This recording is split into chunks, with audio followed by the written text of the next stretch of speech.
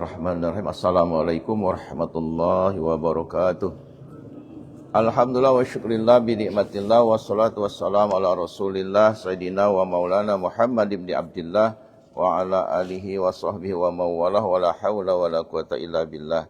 Rabbi shrah li sadri wa yassir li amri wa hlul 'uqdatam min lisani yafqahu qawli. Baik, kita buka majelis kita pagi ini di tempat yang mulia ini, suasana yang sangat bahagia dengan membaca suratul Fatihah yang kita niatkan pada baginda kita Nabi besar Muhammad sallallahu alaihi wasallam, keluarganya, para sahabatnya. Kita niatkan juga untuk orang-orang tua kita dimanapun berada, baik yang masih hidup maupun sudah wafat. Kemudian kepada guru-guru kita, kemudian kepada diri kita sendiri, kita berhadiah Fatihah untuk diri kita sendiri. Kemudian kepada keluarga kita, anak cucu kita agar menjadi anak yang saleh dan saleha. Dan kita niatkan juga untuk keluarga kita yang sakit, semoga Allah angkat penyakit mereka, Allah kasih kesembuhan, sehingga dapat berjamaah bersama kita di masjid yang mulia ini. Dan juga kita berhadiah Fatihah kepada Syekh Abdul Somad Palimbani, mudah-mudahan kitab yang kita baca dan pelajari ini dipermudahkan Allah kita mengamalkannya. Lihazinnya wa likullin niyyati salihah. Al-Fatihah. A'udzubillahi minasyaitonirrajim. Bismillahirrahmanirrahim. Alhamdulillahi Rabbil Alamin. Ar-Rahmanir-Rahim. Maliki yaumiddin. Iyyaka na'budu wa iyyaka nasta'in. Ihdinas siratal mustaqim. Siratal ladzina an'amta 'alaihim ghairil maghdubi 'alaihim waladdallin. Amin. Segala puji bagi Allah yang masih menganugerahkan nikmat yang banyak, mudah-mudahan kita pandai mensyukurinya. Ketika kita pandai mensyukuri nikmatnya, insyaallah nikmat dunia ini akan dapat kita nikmati dengan sebaik-baiknya. Dan juga tidak hanya di dunia, kita mengharapkan nikmat tertinggi juga di akhirat nanti. Untuk itu jadilah kita hamba-hamba yang pandai bersyukur. Salawat serta salam kepada baginda kita Nabi besar Muhammad sallallahu alaihi wasallam. Allahumma shalli ala sayyidina Muhammad wa ala alihi wa sahbihi ajmain. Mudah-mudahan dengan selawat itu kita dipermudahkan Allah untuk mendapat pertolongan baginda Rasul yang kita sebut dengan syafaatul kubra atau syafaatul uzma. Mudah-mudahan kita menjadi ahlus syafaah baginda Rasulullah sallallahu alaihi wasallam. Amin Allahumma amin. Baik, di pagi yang berbahagia ini kita sudah melewati separuh bulan Sya'ban, sudah masuk pekan yang ketiga. Mudah-mudahan Allah berkahi kita baik pada bulan Rajab kemarin dan juga Allah berkahi kita pada bulan Sya'ban ini, dan kita juga dipertemukan dengan Ramadan tahun ini insyaallah. Amin Allahumma amin. Baik, di kesempatan berbahagia ini kita masih lanjut ketaatan batin kita, materi kita yang taufik bahasan pagi ini as-sidqu, jujur. Ada ungkapan orang jujur itu pasti mujur. Mujur itu sama dengan beruntung. Orang bodoh bisa kalah dengan orang yang cerdas. Orang yang cerdas itu bisa kalah dengan orang yang mujur. Nah, jadi agar menjadi orang yang beruntung, nomenklatur utamanya adalah kita jujur.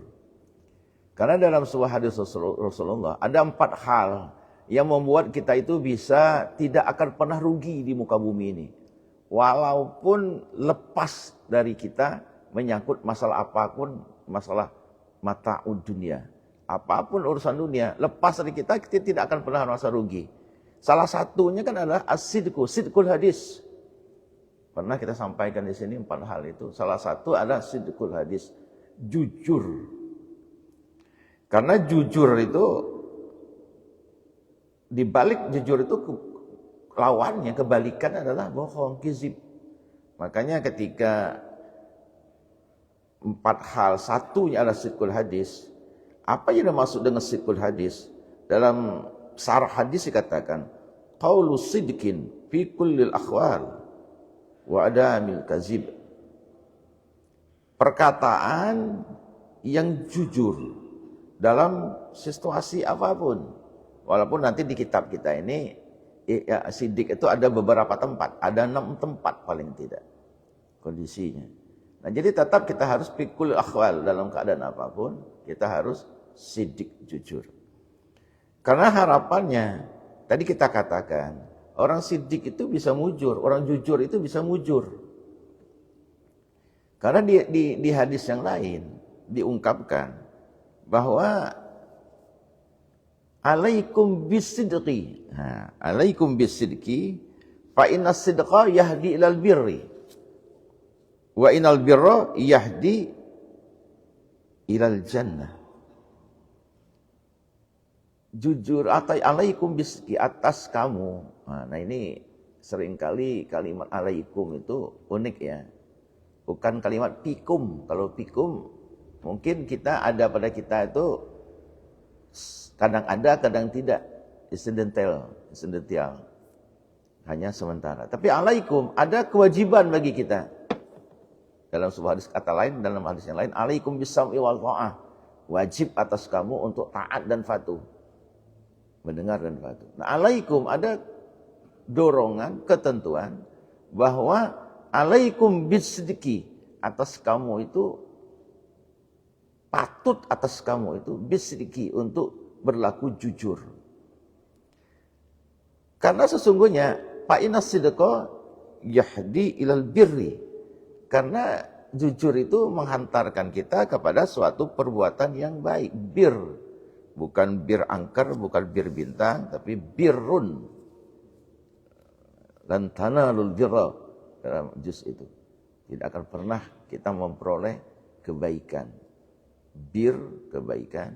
Yang boleh itu bir peletok. Ada yang bir peletok. Di Betawi itu biasanya kan. Nah, jadi kebaikan. Bir, awas kalimatnya birrun. Birrul walidain contohnya kan. Jangan sampai salah menyebut. Kadang-kadang karena di Arab gundul, yahdi ilal barri. Nah, salah membarisnya. Salah baris, salah makna. Bar, bir, bur. Itu maknanya beda. Kalau bar itu daratan. Zaharul fasadu fil barri wal bahr. Nah, bar itu daratan. Kalau burun itu gendum.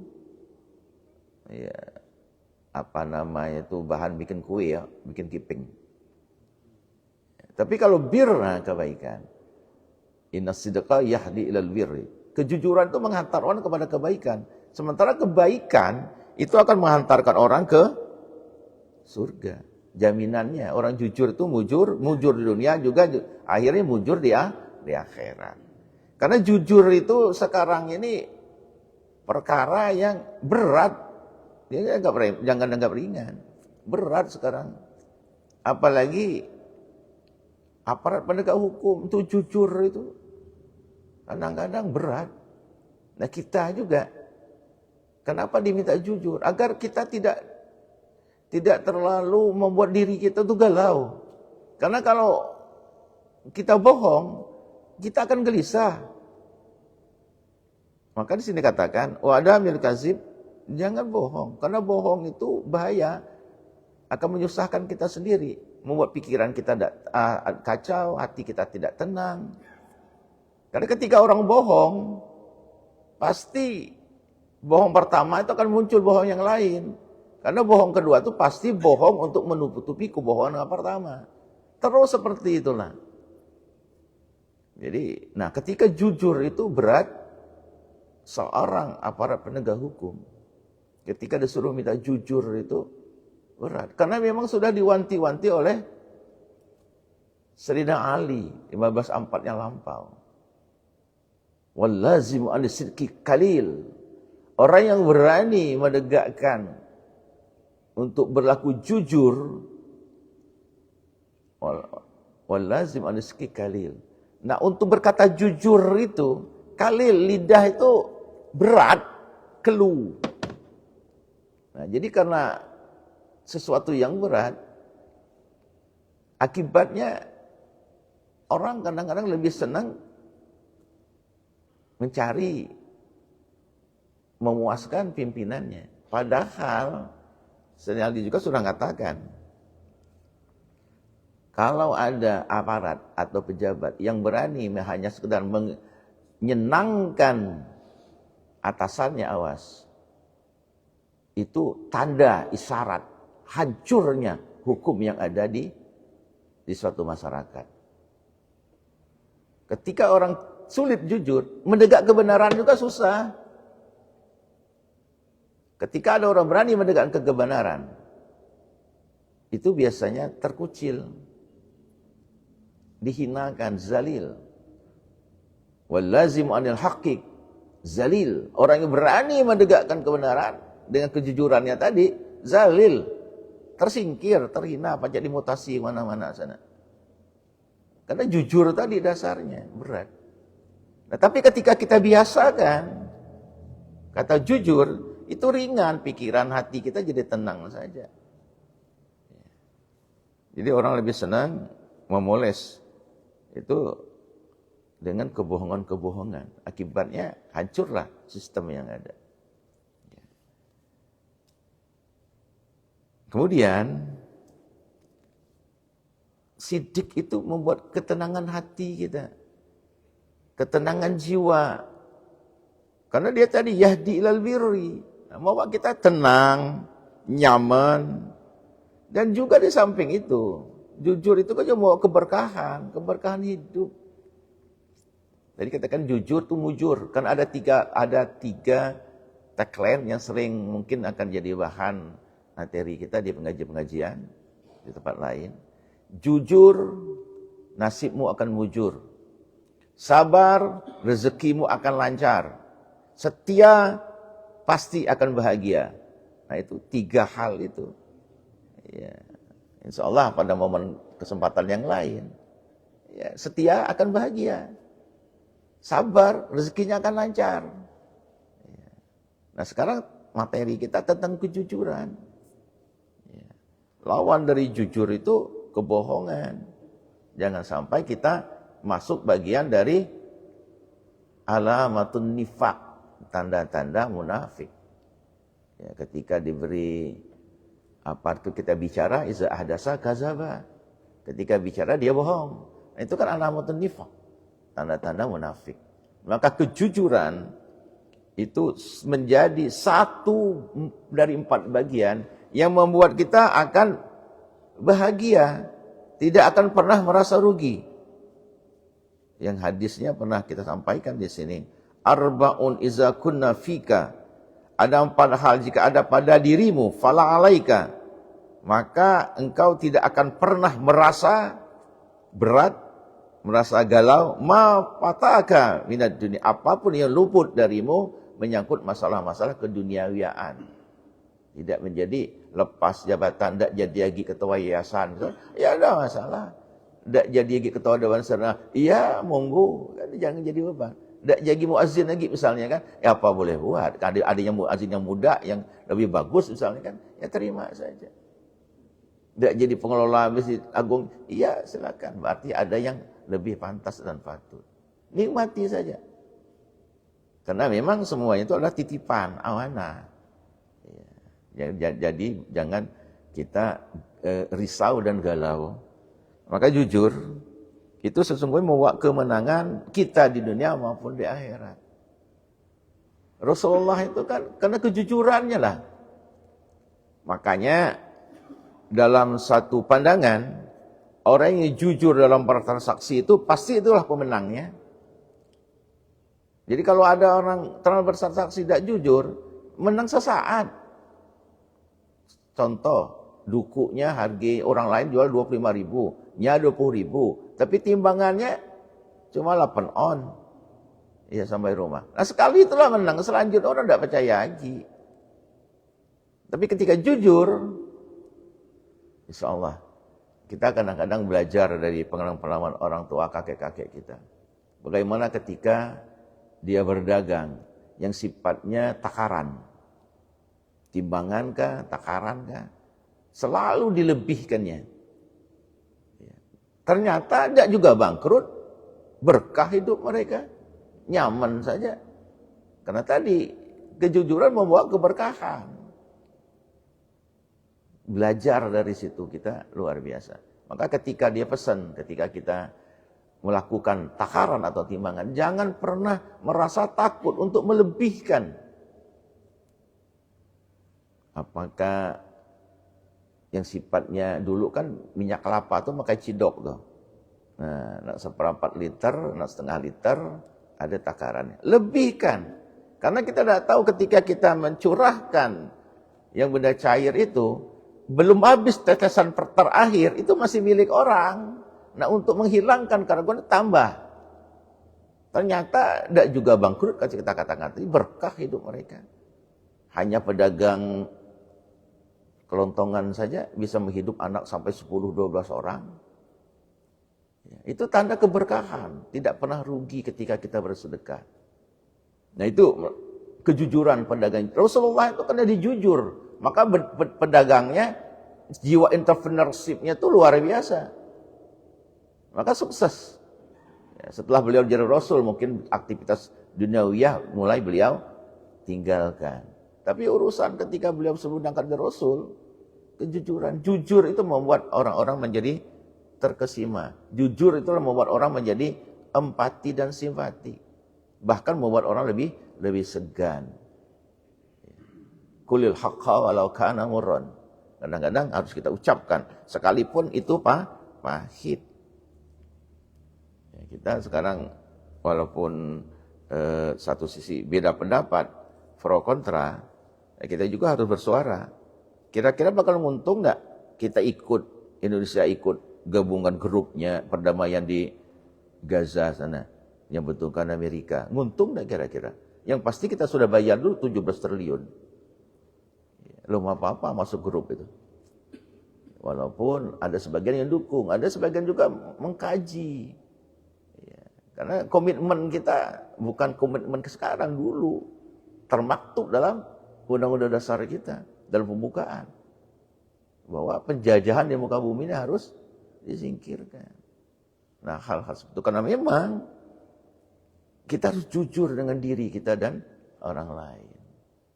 Sekali kita tidak jujur, sepanjang masa, sepanjang hidup kita, orang tidak akan pernah percaya.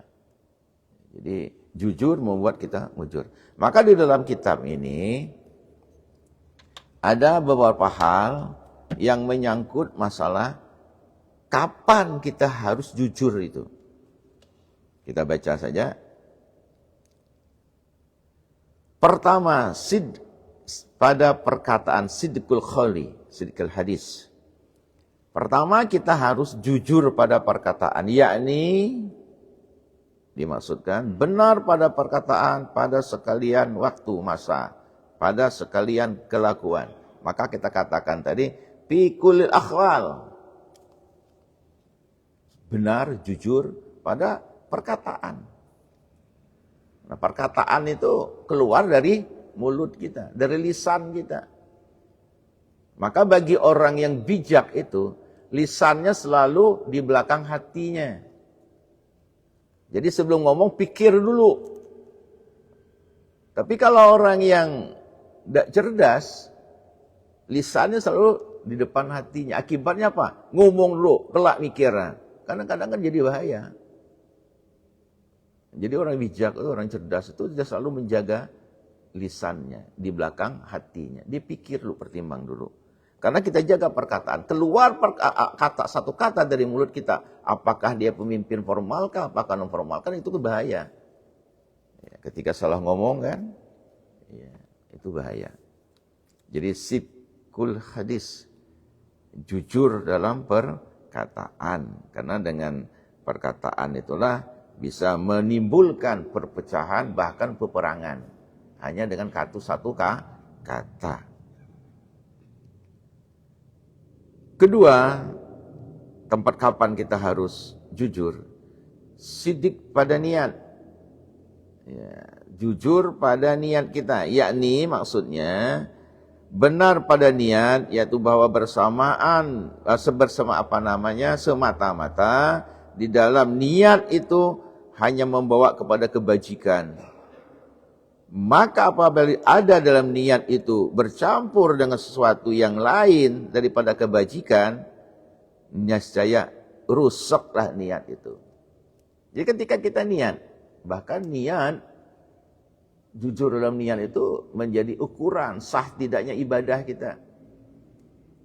Niat kita, bahkan di suatu kesempatan kemarin, yang menentukan kualitas ibadah kita kan di samping ilmu, niat. Nah, niat itu yang membuat sah tidaknya ibadah kita. Karena niat adalah penentu antara kebiasaan atau ibadah.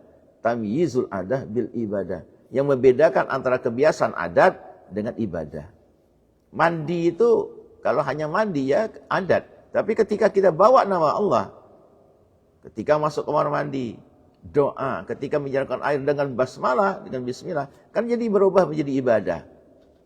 Sama ketika kita mandi biasa. Tapi ketika kita mandi sunnahkah, ataukah mandi sunnah Jumatkah, mandi sunnah hari rayakah, nah, itu kan menjadi ibadah. Karena niat.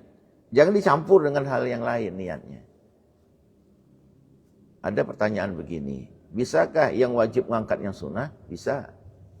Ada anak-anak kita bertanya begini, guru kami, saya pernah berazam niat dalam bentuk masuk wilayah nazar.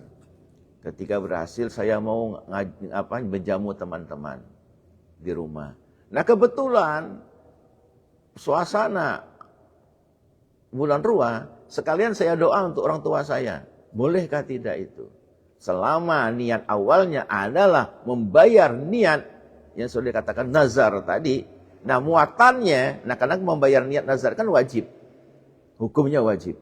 Tapi karena berbarengan dengan suasana bulan Ruah, dia juga baca doa Ruah untuk keluarganya. Boleh, silakan. Karena yang wajib tadi bisa. Tapi niatnya jangan dibalik. Niatnya ngejamu teman-teman dalam rangka bulan Sya'ban, bulan Ruah, tapi niat nazar numpang sudah boleh. Niat utamanya tetap yang wajib. Jadi jangan dirubah karena sidik pada niat. Boleh kita merubah niat kapan? Ketika kita sedang beribadah, kita munfarid sendiri, tiba-tiba datang orang nepuk pundak kita. Nah saat itu lain ceritanya. Kita merubah munfarid kita menjadi jamaah. Kita diangkat jadi imam. Baik pada salat wajib, mungkin pada kadang salat sunnah, kadang-kadang kan orang tidak tahu kita qobliyah. Tiba tepuk orang. Nah ketika ditepuk orang, artinya orang menuruh kita menjadi imam. Ambil, hargai orang yang sudah ngangkat jadi imam dan beri kesempatan orang yang masbuk tadi untuk mendapat sholat berjamaah. Walaupun kita sholat sunnah, itu lebih baik. Teruskan saja. Walaupun ada klausul orang tidak sependapat, tidak setuju. Setelah sholat sunat nih, ada orang nepuk di belakang kita untuk ngangkat kita di imam. Tidak mungkin kita ngomong, kau sholat sunat, batal, tidak mungkin kan. Ada cara. Kita menyamai saf sejajar, atau kita mundur, atau kita maju. Itu cara kita menghindar. Tetapi lebih baik ambil. Beri ruang kepada orang yang ingin dapat jamaah. Kita selesai sholat saja nih. Selesai qobliyah kita, ba'diyah kita. Tiba-tiba ada orang datang sendiri.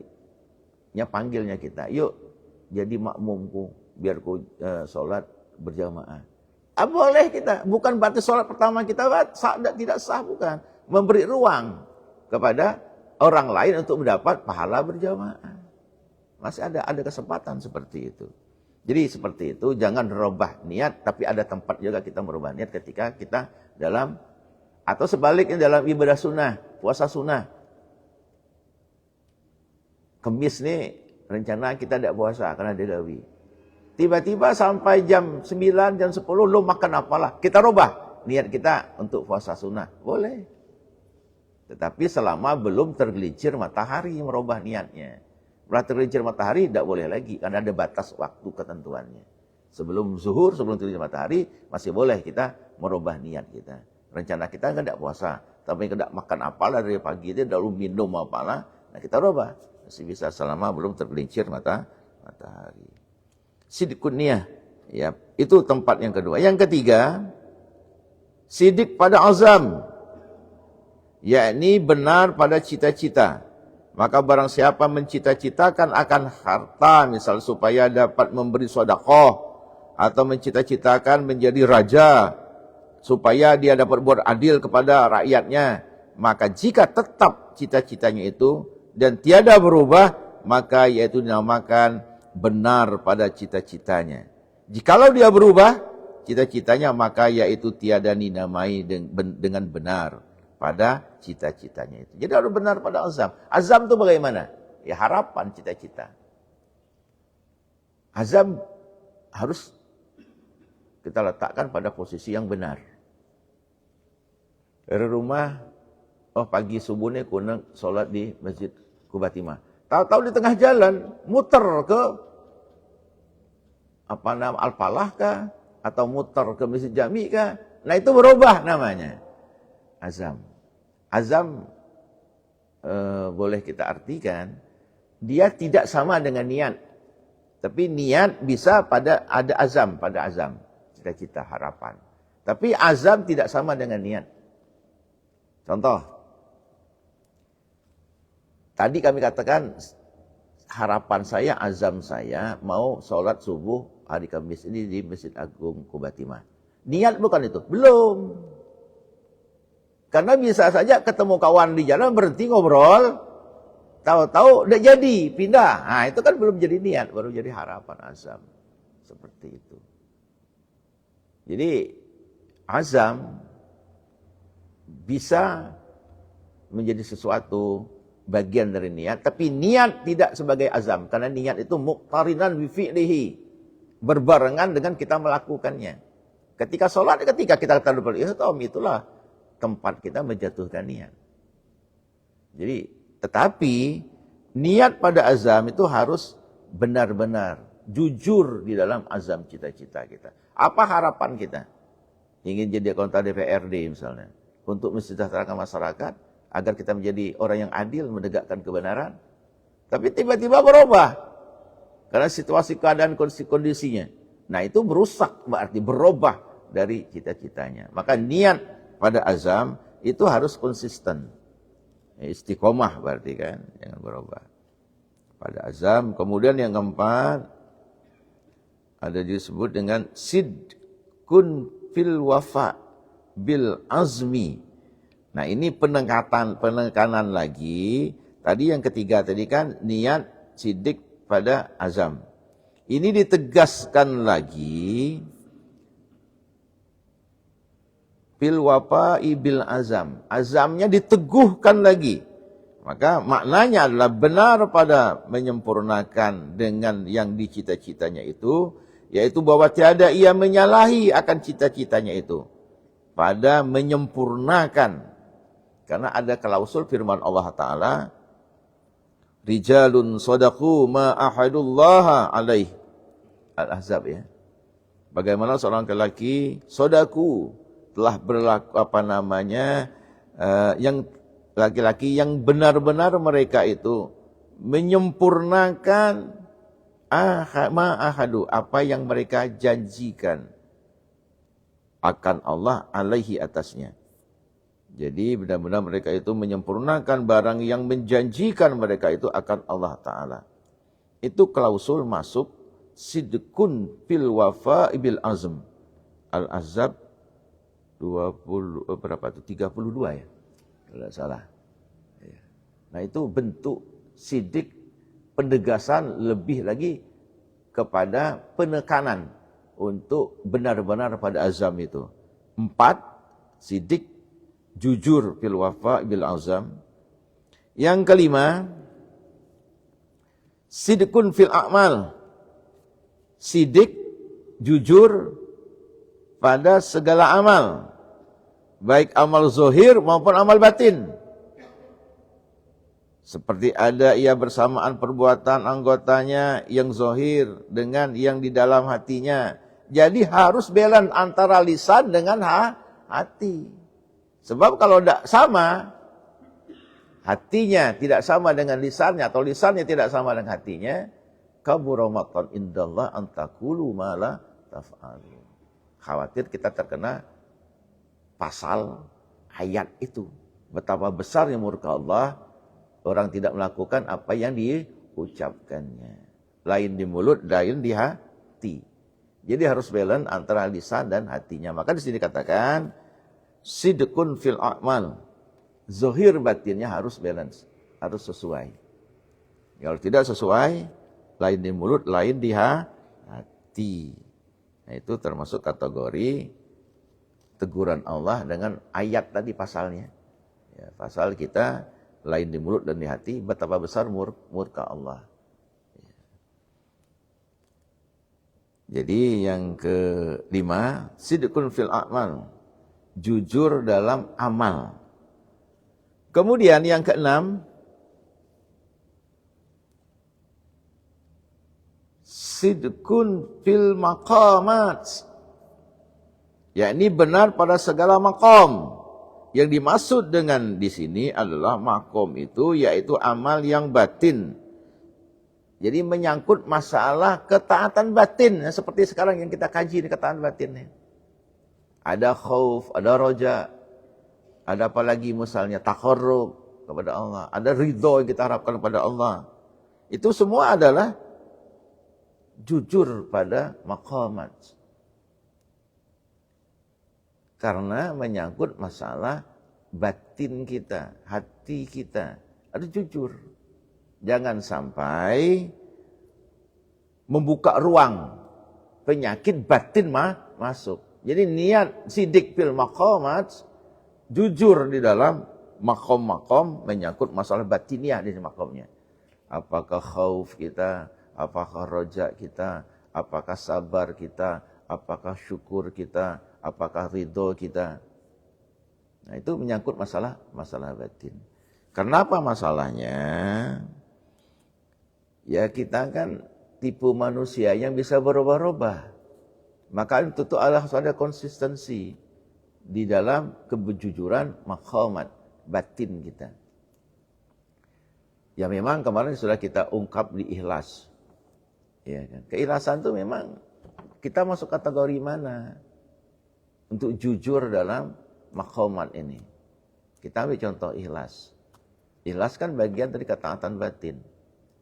Apakah di level awam, apakah khawas atau khawasil khawas. Itu sah-sah saja.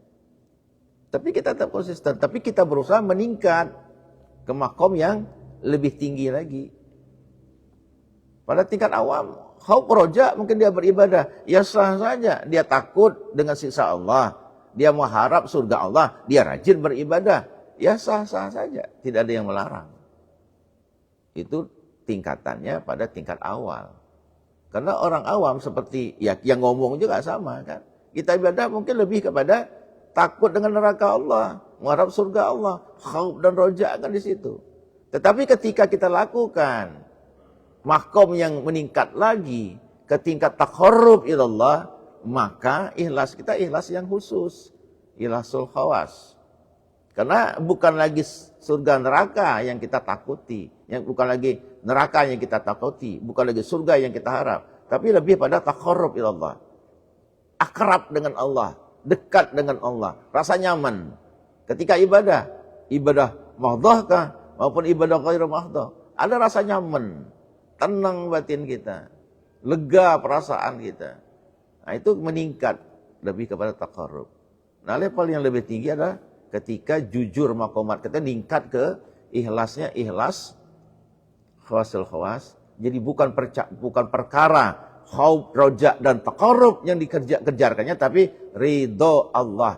Ketika ridho Allah, sempit jadi lapang, dingin jadi nyaman, panas jadi sejuk, susah menjadi nyaman, senang. Nah itu kan ketika Allah ridho. Ya. Ketika Allah ridho itu kan sesuatu yang dianggap orang mungkin lain menyakiti, bagi kita mungkin jadi enak, nyaman. Ya. Nah, jadi sidik fil maqamat, jujur di dalam maqam-maqam menyangkut masalah batiniah. Nah insya Allah mudah-mudahan kalau itu kita jaga kejujuran itu, jujur sebagai yang mereka katakan di awal, hidup kita tuh pasti mujur. Tapi ketika kita bohong, kita dusta, nah itu awas kebalikannya. Hidupmu pasti sengsara dan penuh dengan kenestapaan. Itu kan tagline-nya seperti itu. Hidup jujur menjadi mujur, hidup dengan dusta akan penuh kesengsaraan dan kenestapaan. Nah, mudah-mudahan kita termasuk orang yang bisa menjaga sidik di 6 tempat ini. Mudah-mudahan kita menjadi orang yang selalu diridhoi oleh Allah Subhanahu wa taala. Mohon maaf dan ampun kepada Allah kalau ada hal yang kurang, bahasa yang kurang sopan kami mohon maaf, dan kalau ada keliruan saya mohon ampun kepada Allah. Kalau tidak ada diskusi kita tutup dengan doa, atau ada yang berdiskusikan? Cukup. A'udzubillahi minasyaitonir rajim. Bismillahirrahmanirrahim. Alhamdulillahirabbil alamin wassalatu wassalamu ala asrofil anbiya'i wal mursalin sayyidina wa maulana Muhammad wa ala alihi washabihi ajmain. Allahumma ighfir lana dzunubana wa liwalidina warhamhum kama rabbawna shighara wa li jami'il muslimin wal muslimat wal mu'minin wal mu'minat bi rahmatika ya arhamar rahimin. Allahumma harijna min zulmatil wahmi wa akrimna bidhil fahm waftah lana abwabal ilmi wa zayyinna bil ahlakil hasanati wal hilm. Allahumma barik lana fi Rajab wa Sya'ban wa balighna Ramadan bi'aunika wa bihawlika ya fa'alu lima yurid innaka ala kulli syai'in qadir.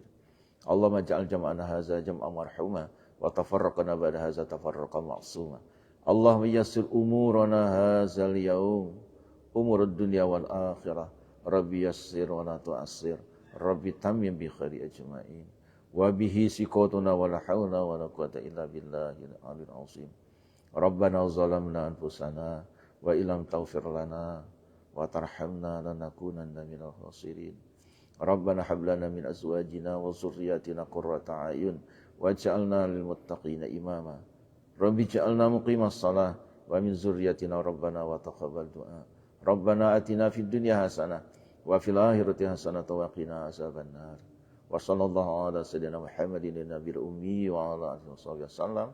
Subhana rabbika rabbil izzati amma yasifun wa salamun alal mursalin walhamdulillahi rabbil alamin. Taqabbalallahu minkum. Subhanallah. Wassalamualaikum warahmatullahi wabarakatuh.